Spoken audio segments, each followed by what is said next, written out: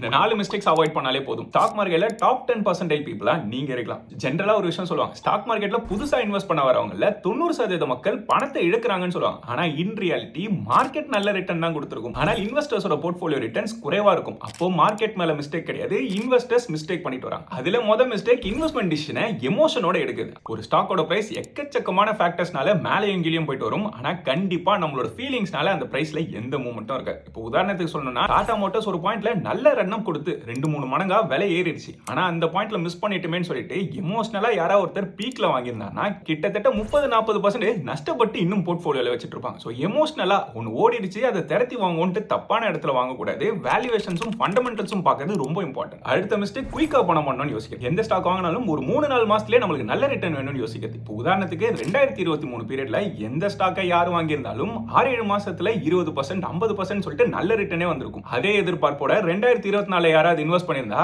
இந்த பாயிண்ட்லயே உங்களுக்கு negative returns தான் இருந்திருக்கும். அதுவும் தப்பான ஸ்டாக்ஸ்லாம் வாங்கியிருந்தா இன்னும் டீப்பான ரெட்லயே இருப்பாங்க. ஸ்டாக்ஸ்ல இன்வெஸ்ட் பண்றோம் முடிவு பண்ணிட்டா குறைஞ்சது 5 வருஷமாவது இருக்கணும். அதை விட கம்மியான டைம்ல இன்வெஸ்ட் பண்றோம்னு யோசிக்கணும். அந்த பக்கமே வராம இருக்கிறது நல்லது. அடுத்து போதுமான டைவர்சிஃபிகேஷன் இல்லாம இன்வெஸ்ட் பண்ணிட்டு வருது. இதே 2004 எடுத்துக்கோங்க. கடந்த ஒரு வருஷம் ஃபுல்லா ஈக்விட்டில நல்ல ரிட்டர்ன்ஸே வந்திருக்காது. இன்ஃபேக்ட் நெகட்டிவ் ரிட்டர்ன்ஸ் தான் வந்திருக்கும். இதே கோல்டோ இல்ல சில்வரோ நம்ம போர்ட்ஃபோலியோல இருந்தா நம்மளுக்கு நல்ல ரன் அப்பே கிடைச்சிருக்கும். கோல்டும் சில்வரும் 50%க்கும் மேலேயே ஏறி போயிருச்சு. சிம்பிளா ஒரு ஃப்ளெக்ஸி கேப் ஃபண்டோ இல்ல மல்டி அசெட்டோ சூஸ் பண்ணியிருந்தாலும் டைவர்சிஃபிகேஷன் காரணத்தால நல்ல ரிட்டர்ன்ஸே நம்மளால பார்த்துக்க முடியும். நெகட்டிவ்ல இருக்கணும்ன்ற அவசியம் கிடையாது. அதனால டைவர்சிஃபிகேஷன் ரொம்ப இம்பார்ட்டன்ட். அடுத்த மிஸ்டேக் நிறைய புது இன்வெஸ்டர்ஸ் பண்றது. அதை பார்க்கறதுக்கு முன்னாடி இது வரைக்கும் ஃபாலோ பண்ணலனா ஃபாலோவோ இல்ல சப்ஸ்கிரைபோ இப்போ பண்ணிருங்க. குறைஞ்ச விலையில இருக்க பென்னி ஸ்டாக்ஸ் வாங்கணும்னா ஈஸியா நல்ல ரிட்டர்ன் பார்க்க முடியும்னு சொல்லிட்டு குப்பை ஸ்டாக்ஸ் நிறைய பேர் அக்குமுலேட் பண்ணுவாங்க. நிறைய முறை வோடஃபோன் ஐடியா ஸ்டாக் எக்ஸாம்பிள் பார்த்திருப்போம். அதோட விலையை ஜூம் அவுட் பண்ணி பார்த்தாலே அதுல இருக்க ரிஸ்க் நம்மளுக்கு கிளியரா புரியும். இன்ஃபேக்ட் இன்னொரு டேட்டா சொல்றேன், இருக்கிறதுலயே அதிகமான ஷேர் ஹோல்டர்ஸ் அதுல தான் இருக்கு. கிட்டத்தட்ட 60 லட்சத்துக்கும் மேல ஷேர் ஹோல்டர்ஸ் இருக்காங்க. இதே ப்ராஃபிட்டபிளாவும் குவாலிட்டியா இருக்கக்கூடிய பாரதி ஏர்டெலோட ஷேர் ஹோல்டருக்கும் குறைவா தான் இருக்கு. இதுவே கிளியரா சொல்லுது இன்வெஸ்டர்ஸ் தப்பான ஸ்டாக்கை